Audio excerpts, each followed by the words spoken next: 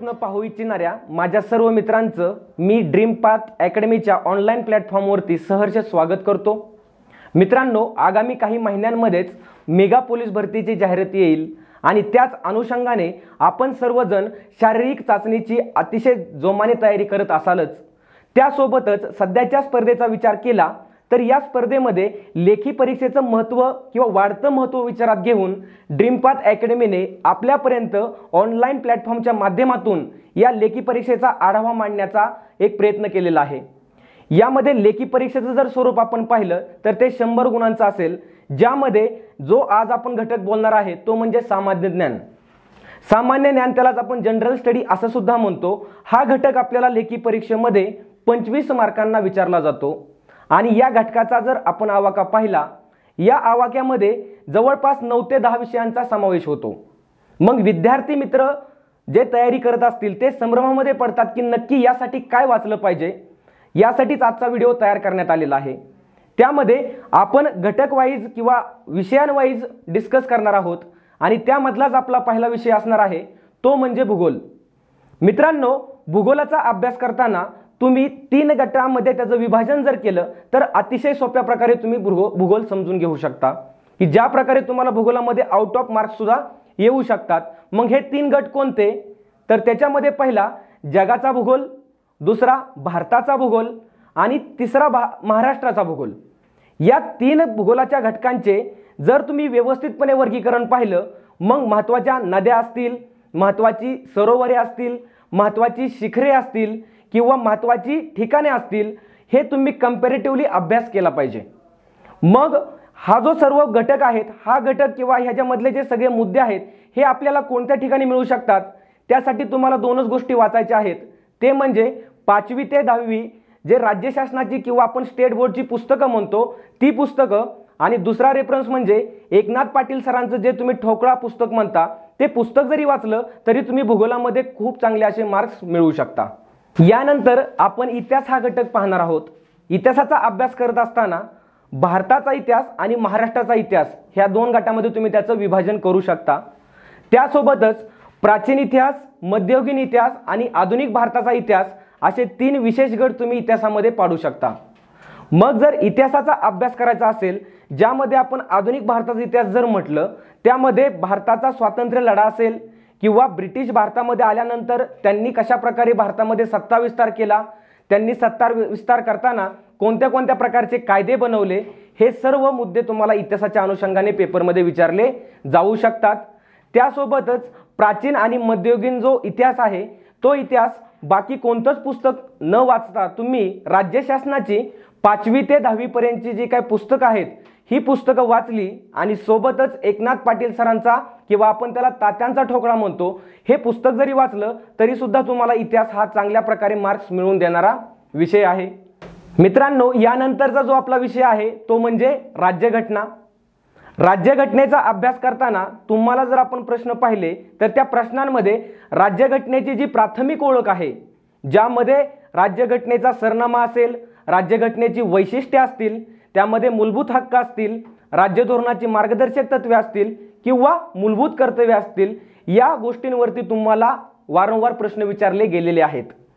सोबतच राज्यघटनेमध्ये एक महत्त्वाचा मुद्दा तुम्ही पाहू शकता तो म्हणजे कोणता, घटना दुरुस्ती। आणि या घटना दुरुस्तीच्या मुद्द्यामध्ये आत्तापर्यंत किती घटना दुरुस्त्या झाल्या आणि त्यांचे विषय किंवा कोणत्या संदर्भात झाल्या हे तुम्हाला माहीत असणं खूप गरजेचं आहे। सोबतच राज्यघटनेचाच एक दुसरा भाग म्हणजे पंचायत राज। ग्रामीण शासन व्यवस्था असेल किंवा शहरी शासन व्यवस्था असेल, या शासन व्यवस्थेवरती तुम्हाला वारंवार प्रश्न विचारले जातात। मग पंचायत राज व्यवस्थेचा अभ्यास करताना वेगवेगळ्या समित्या स्थापन केल्या होत्या, त्या समित्या तुम्ही पाहिल्या पाहिजेत किंवा वेगवेगळ्या त्या संदर्भात घटना दुरुस्त्या आहेत त्या घटना दुरुस्त्या तुम्ही पाहिल्या पाहिजेत।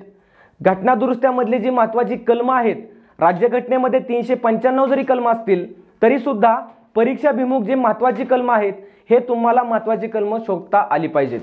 यासाठी तुमचं प्रश्नपत्रिकेचं विश्लेषण खूप गरजेचं आहे आणि ड्रीम पाथ अकॅडमीचे जे काही व्हिडिओज आहेत ते व्हिडिओज तुम्ही जरी पाहिले तरी सुद्धा तुमचा राज्यघटनेचा अभ्यास परिपूर्ण होऊन जाऊ शकतो। मग यासाठी जर आपण काय वाचायचं असा प्रश्न पडल्यानंतर आपण एकनाथ पाटील सरांचं किंवा तात्यांचा जो ठोकळा म्हणतो त्याच्यामधून जरी राज्यघटना फक्त केला तरी तो राज्यघटनेमध्ये पैकीच्या पैकी मार्क तुम्हाला देऊ शकतो। मित्रांनो, यानंतरचा जो आपला विषय आहे तो म्हणजे विज्ञान, त्यालाच आपण सामान्य विज्ञान असं सुद्धा म्हणतो। या विज्ञानाचे 3 भाग पडतात, एक म्हणजे जीवशास्त्र, दुसरा भौतिकशास्त्र आणि तिसरा रसायनशास्त्र। मग विज्ञानाचा आवाका विचारात घेता सध्या जे चर्चेमध्ये आहे त्या मुद्द्यांवरती तुम्ही फोकस केला पाहिजे। ज्या जीवशास्त्रामधलाच एक महत्त्वाचा घटक म्हणजे आरोग्यशास्त्र, त्या आरोग्यशास्त्रामध्ये सध्या जो चर्चेत असलेला कोरोना विषाणू आहे, या कोरोना विषाणूवरती तुम्हाला परीक्षेला वारंवार प्रश्न दिसू शकतात। मग अभ्यास करताना आरोग्यशास्त्राला तुम्ही सेंटरला ठेवलं पाहिजे, किंवा अभ्यास करत असताना रसायनशास्त्रामधल्या छोट्या छोट्या संकल्पना तुम्ही समजून घेतल्या पाहिजेत। त्याच्यामध्ये काळ काय असतो, विस्थापन काय असतं, किंवा त्याच्यामध्ये गुरुत्वाकर्षण काय असतं, हे छोट्या छोट्या गोष्टी तुम्हाला पेपरला विचारल्या जातात, ह्या तुम्ही व्यवस्थितपणे विज्ञानामध्ये वाचल्या पाहिजेत। विज्ञानाचा अभ्यास करत असताना तुम्ही राज्य शासनाची 5वी ते 10वी पर्यंतची पुस्तकं जरी वाचली तरी सुद्धा ती तुम्हाला विज्ञानामध्ये चांगले मार्क्स मिळवून देऊ शकतात। लक्षात ठेवा, 5वी ते 10वी राज्य शासनाची स्टेट बोर्ड्स आपण म्हणतो, विज्ञानासाठी फक्त एवढंच तुम्हाला वाचायचं आहे। आणि कोणते घटक तुम्हाला फोकस करायचे आहेत हे तुम्हाला आताच मी सांगितलं की ज्यामध्ये आरोग्यशास्त्र। मित्रांनो, यानंतरचा जो आपला विषय असणार आहे तो म्हणजे अर्थशास्त्र असणार आहे। अर्थशास्त्राचा सुद्धा आवाका जर आपण पाहिला तो खूप मोठा आहे, परंतु परीक्षेमध्ये कोणत्या मुद्द्यांवरती प्रश्न विचारले जातात हे आपल्याला समजलं पाहिजे। ज्यामध्ये असेल राष्ट्रीय उत्पन्न असेल, किंवा ज्यामध्ये RBI असेल, जी देशाची मध्यवर्ती बँक आपण म्हणतो, किंवा त्या अनुषंगाने वेगवेगळ्या व्यापारी बँका असतील की ज्यांची मुख्यालय कोणत्या ठिकाणी आहेत। सोबतच गेल्या वर्षी म्हणजे आपण 2020 मध्ये एक्झाम देणार आहोत, याचा अर्थ असा होतो की गेल्या वर्षी आपण कोणत्या देशाकडून सर्वाधिक जास्त आयात केलेली आहे, किंवा आपण कोणत्या देशाला सर्वाधिक जास्त निर्यात केलेली आहे, अशा एक वन लाइनर स्वरूपाचे प्रश्न तुम्हाला पेपरला दिसू शकतात। मग यासाठी तुम्हाला एकनाथ पाटील सरांचंच पुस्तक वाचायचं आहे। सोबतच ज्या काही चालू घडामोडीच्या न्यूज असतील किंवा बातम्या असतील ह्या तुम्हाला वारंवार अर्थव्यवस्थेच्या अनुषंगाने पाहायच्या आहेत। मित्रांनो, यानंतरचा जो आपला विषय असणार आहे तो म्हणजे आपण जर पाठीमागच्या प्रश्नांचं विश्लेषण पाहिलं त्यामध्ये प्रामुख्याने छोट्या छोट्या घटकांवरती एकदम सोप्या प्रकारचे प्रश्न तुम्हाला विचारलेले आहेत। मग असे 2 कायदे महत्त्वाचे आहेत, ज्याच्यामध्ये माहितीचा अधिकार असेल किंवा लोकसेवा हक्क अधिनियम असेल। मग हे अधिनियम वाचत असताना त्याच्यामधले डीप जे कलमांमध्ये तरतुदी आहेत त्या तुम्ही वाचायच्या आहेत का? तर बिलकुल नाही। फक्त तुम्हाला माहित असणं गरजेचं आहे की जो माहितीचा अधिकार आहे तो 2005 चा आहे आणि महाराष्ट्र लोकसेवा हक्क अधिनियम जो आहे तो 2015 चा आहे। सोबतच पाहून जा की यासाठी किती कलमांची तरतूद आहे दोन्ही कायद्यांमध्ये, किंवा यासोबतच तुम्ही संगणक हा घटक सुद्धा वाचला पाहिजे। मग संगणक या घटकामध्ये तुम्हाला बेसिक गोष्टी माहित असल्या पाहिजे। जसं की उदाहरण देऊ शकतो तुम्हाला मी की 1 GB म्हणजे किती MB असतं, किंवा रॅम याचा अर्थ काय आहे, रॉम याचा अर्थ काय आहे, किंवा जे कम्प्युटरमध्ये CPU असतो त्या CPUचा लॉंग फॉर्म काय आहे। अशा प्रकारचे प्रश्न तुम्हाला पोलीस भरतीमध्ये हमखास आलेले आहेत।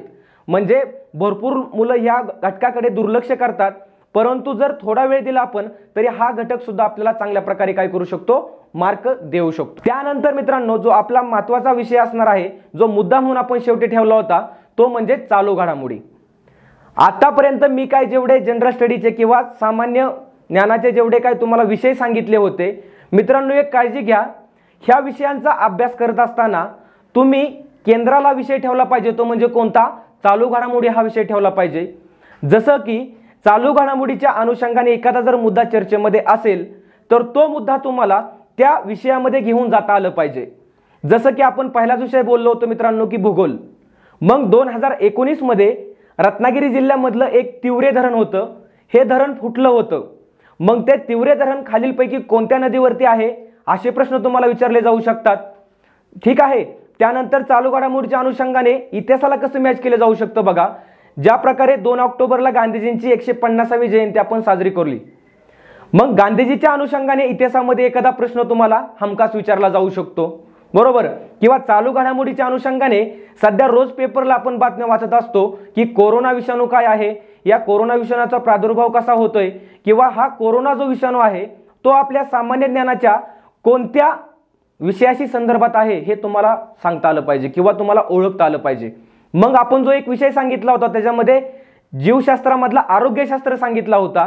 मग त्यामुळे विषाणूमुळे होणारे रोग, जीवाणूमुळे होणारे रोग हे तुम्ही तुमच्या चालू घडामोडीच्या अनुषंगाने तुम्ही जीएस मधले वाचून घेतले पाहिजेत।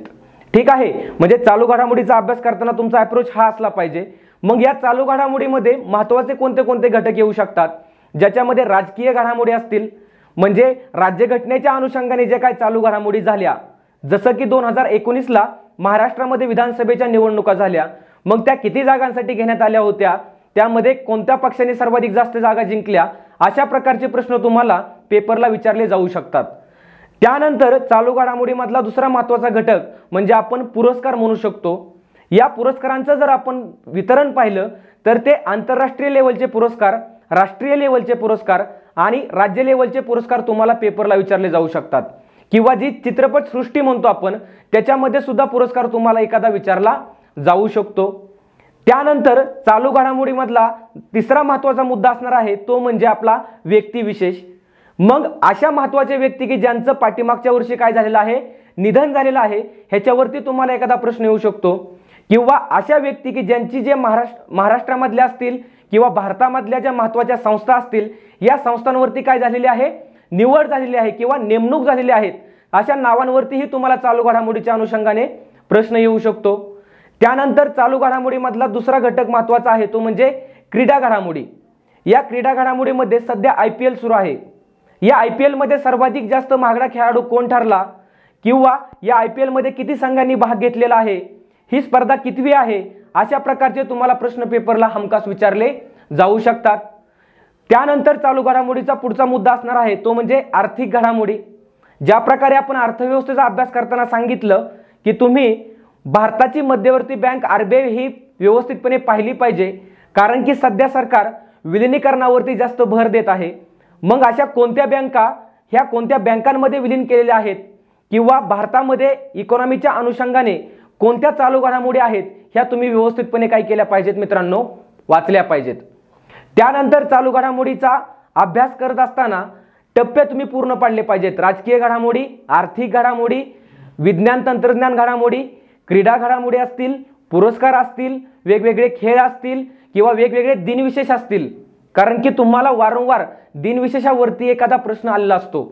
मग ह्या दिनविशेषावरती तुम्हाला प्रश्न येतच असेल, आपल्याला माहितीच आहे, त्यावेळेस आपण चालू घडामोडीच्या अनुषंगाने तो अभ्यास केला पाहिजे। मित्रांनो, एवढं जे आपण विषय पाहिले किंवा जे त्याच्यामधले घटक पाहिलेले आहेत, या घटकांचा अभ्यास करताना तुमचा एक अप्रोच असला पाहिजे। अप्रोच अगोदरच तयार असला पाहिजे। तो अप्रोच म्हणजे यापूर्वी निवड समितीने किंवा त्या परीक्षेमध्ये विचारलेले प्रश्न, कोणताही विषय वाचायच्या अगोदर तुम्ही पाठीमागचे क्वेश्चन्स पाहिले पाहिजेत। ते क्वेश्चन्स पाहून कोणत्या टॉपिकमधून ते क्वेश्चन आलेले आहेत हे तुम्हाला समजलं पाहिजे। म्हणजे ज्यावेळेस तुम्ही टॉपिक वाचणार आहात, त्या टॉपिक वाचताना प्रश्न विचारण्याचा कल आणि यापुढे प्रश्न काय विचारू शकतात याचा अंदाज तुम्हाला लावू शकता। अशा प्रकारे या संदर्भातली जे काय तुम्हाला मी रेफरन्स पुस्तकं सांगितली, ज्यामध्ये महत्त्वाचं एक पुस्तक आहे ते म्हणजे कोणतं, एकनाथ पाटील सरांचं ज्याला आपण तात्यांचा ठोकळा म्हणतो, किंवा सोबतच स्टेट बोर्डची पुस्तकं असतील 5वी ते 10वी पर्यंतची, तर हे पुस्तकं तुम्हाला याच व्हिडिओच्या डिस्क्रिप्शनमध्ये एक लिंक दिलेली आहे, त्या लिंकवरती क्लिक करून तुम्ही ते ऑनलाईन ऑर्डर करू शकता।